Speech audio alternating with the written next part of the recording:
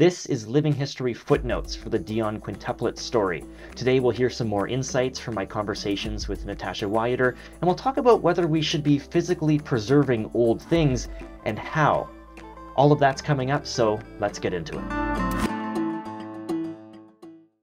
Up first, our comment of the week comes from Daria Heiko. She writes, "The windows for peeking in back then has evolved to screens with anonymous profiles. Unfortunately, it's the same problem, but different century." Thanks very much for that comment, Daria, and it really does speak to the point I was making at the end of the video. This story might seem absurd from a 21st century perspective, but if you look at it in a different way, it's not so far gone. I have another perspective that I'd like to share from my conversation with Michael Erskine at the Manitoulin Expositor. He wrote a wonderful story about my series. Please check it out. It's linked in the description. Michael raised an interesting point that racism may have been a factor when the government took custody of the girls. This was a francophone family in a mostly anglophone province, and it's possible that the government may have looked down on the family and their background, thinking that they weren't suitable to raise 5 girls. I'm not well versed enough in the story to know how big of a role that may have played, but let me know in the comments what you think. These next insights come from my conversations with Natasha. First, there was some outrage even back then when the news of the Chicago contract came out.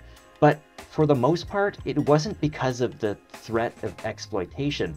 Instead, many people were afraid that an American company was coming to steal the girls away from the Canadians. So more than anything, it seems weirdly tied to a sense of nationalism.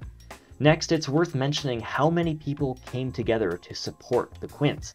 Between the midwives who delivered the babies, the doctor who took over the care, and all of the gifts of food and supplies from around the world. The extended family was also involved. There was a kidnapping attempt pretty early on in the girls' lives, so the story goes that one of the nurses slept with a knife under her pillow, and the girl's grandfather would reportedly stand out on the front porch holding a pitchfork. Sounds like something out of a movie. In terms of the incubators to keep the girls alive, that's a very interesting part of this story, like I mentioned in the main video.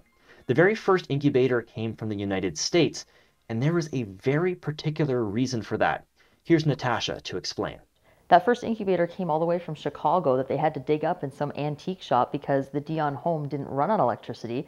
And so by that point, incubators were running on electricity, and they had to find one that worked for them. When we think about the playground with the public viewing area, it does seem pretty messed up, but at the same time, it may have been one of the family's most viable options that they had left. You see, the proverbial Pandora's box was already open. Thousands to millions of people were coming to see the girls. If not for that nursery, the family may have had all those people swarming their house instead. This at least gave the quintuplets a more secure place, while there was more control over the public pressure. This story is obviously quite tragic, and there are a couple of particularly sad points that are worth mentioning.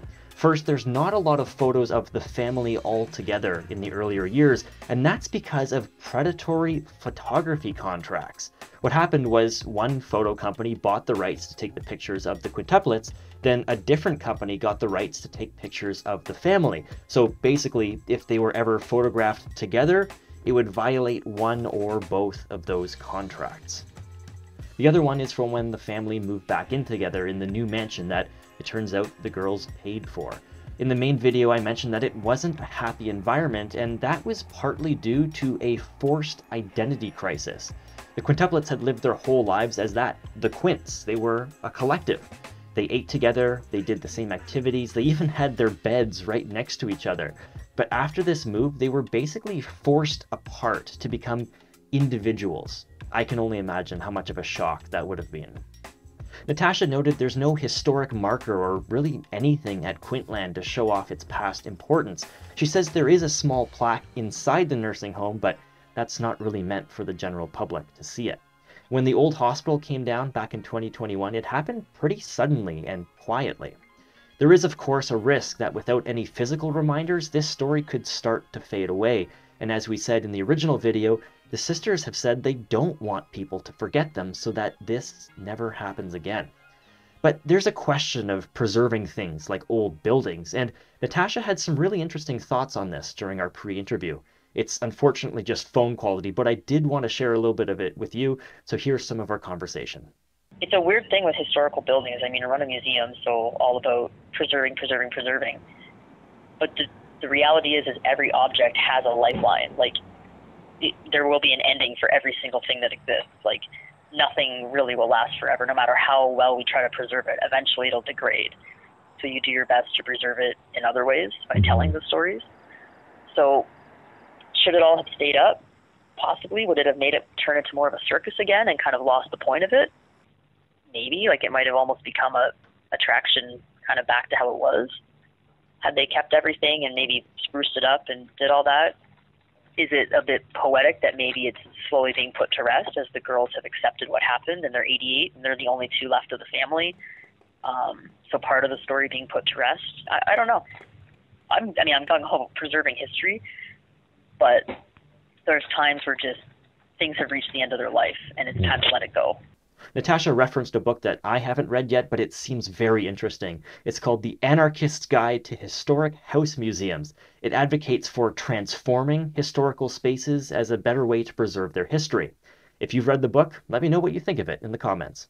That's it for this Footnotes episode. As always, if these stories resonate with you, I encourage you to go and check them out in person. Take a photo, tag me, use hashtag LivingHistoryCA so that I can see it. Of course, please stay off private property, be respectful, and be safe. I've got a next episode of Living History coming your way next week. We'll be looking at a very curious housing fad from 150 years ago. It was a new type of home that was supposed to change people's lives, but it's all but vanished in the modern day.